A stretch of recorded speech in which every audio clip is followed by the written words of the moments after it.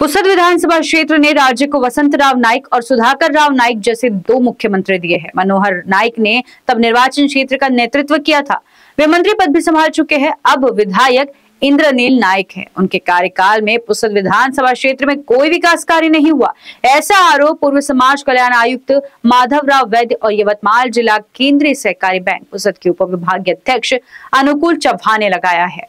सड़क, सिंचाई, सड़क पाटना आदि प्रमुख कार्य बंद हो गए हैं। अगर एनसीपी शरद पवार गुट उन्हें आगामी विधानसभा चुनाव में नामांकन देता है तो माधवराव वैद्य और अनुकूल चौहान चुनाव लड़ने के इच्छुक है। उन्होंने आश्वासन दिया है कि विधानसभा क्षेत्र में रुके हुए कार्यों को पूरा कराने का प्रयास किया जाएगा।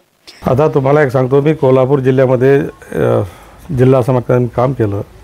कापसाचा एक बोंड तिकडे पिकत नाही आहे, तरी सूतगिरण्या 5-5, 6-6 सूतगिरण्या चालतात। आवळे साहेबाची सूतगिरणी आहे, सगळ्या सूतगिरण्या अतिशय सुंदर चालतात। माने साहेबाची सूतगिरणी आहे, ढोबळे साहेबाची सूतगिरणी आहे, अतिशय सुंदर सूत झालं। त्या सूतगिरणीला मी स्वतः व्हिजिट केलेली आहे।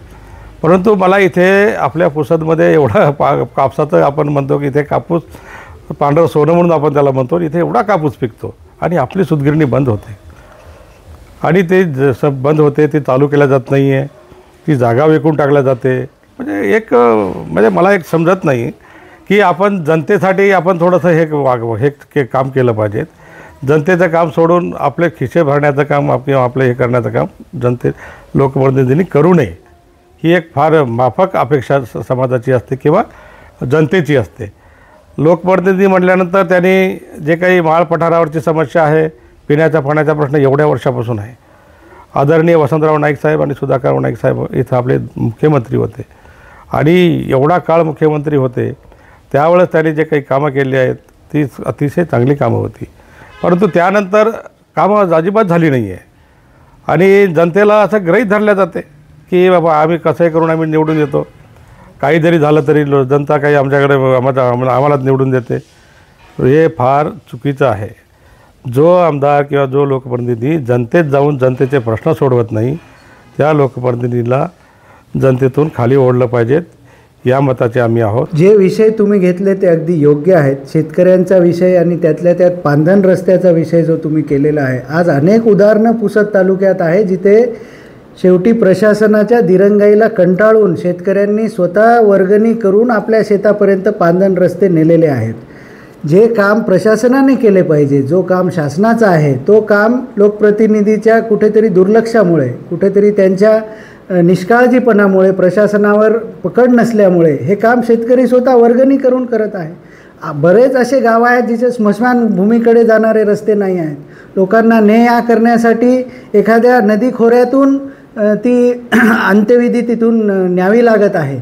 या सगळ्या भावनात्मक विषय झाले, हे मूलभूत गरजाच इथे पूर्ण होत नाही आहे। आपण शिक्षणाची पंढरी वगैरे हे जे म्हणत होतो, हे भूतकाळाच्या गोष्टी झालेत। मी परत म्हणेन, भूतकाळाच्या गोष्टी बंद करून आजच्या युवकाला त्याच्या भविष्यात काय तुम्ही देणार या विषयावर आपण बोललं पाहिजे। त्या विषयावर कोणी बोलताना दिसत नाही।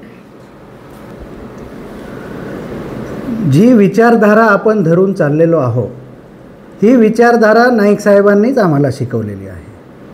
यशवंतराव चव्हाण साहेबांची ही विचारधारा आहे, गांधी नेहरूंची ही विचारधारा आहे। ही विचारधारेचं बाळकडू आम्हाला वसंतराव नाईक साहेबांनी दिलेलं आहे। ती विचारधारा सोडून जर लोकप्रतिनिधी वेगळी विचारधारा धरत असतील तर आमच्यासाठी वसंतराव नाईक साहेब यांची विचारधारा कधीही त्यांना आम्ही प्राधान्य देऊ, ती विचारधारा आम्हाला सुटणार नाही।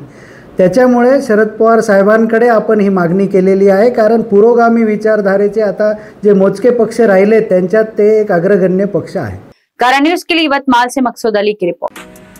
अब अपनी मुस्कुराहट को और खूबसूरत बनाएं सिर्फ डॉक्टर पाटल्स क्लिनिक के साथ, जहां महज 50 रुपए में होगी आपकी दांतों की जांच। डॉक्टर पाटल्स क्लिनिक जो देता है मुफ्त और किफायती दामों में अन्य स्वास्थ्य सेवाएं भी। तो देर किस बात की, अभी विजिट करें doctor Patil's general and dental clinic, Shahanshah Chowk, आशीर्वाद नगर, बड़ा ताजबाग के पीछे, नागपुर। अधिक जानकारी के लिए संपर्क करें 7276358858 पर।